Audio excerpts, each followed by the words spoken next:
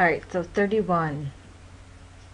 We have to decide between y equals ab to the x or y equals pert.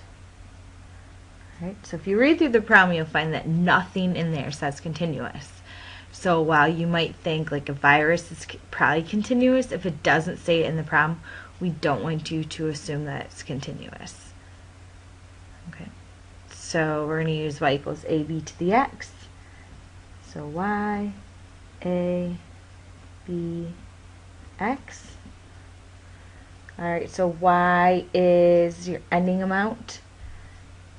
So we're going to end up with approximately 1,600 students sick. Okay, but we started with 75.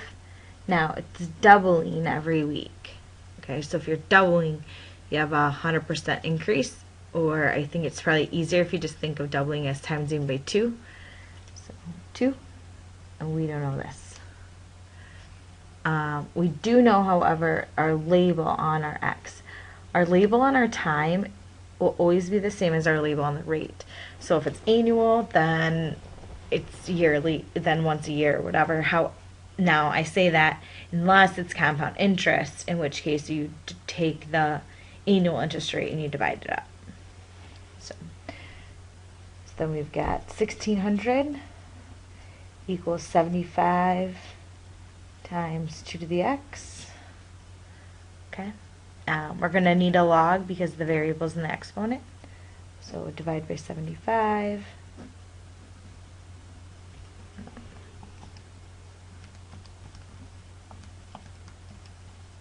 So again, when you type in 1,600 divided by 75, you get like your gross number, so just leave it as 1,600 over 75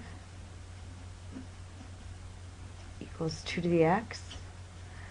Log both sides or natural log, whichever you prefer. So log,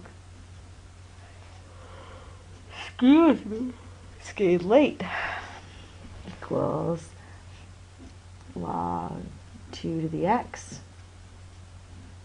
Pull the x out front, so x log 2 equals log 1,600 divided by 75. Remember, those two are connected with multiplication. So in order to undo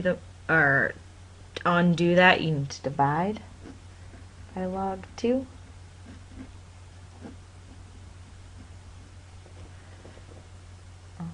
So you just have to type in your calculator, log 1,600 divided by 75 divided by log 2.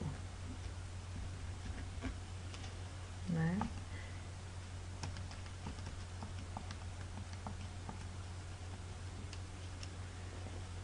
So 4.41 months, because weeks.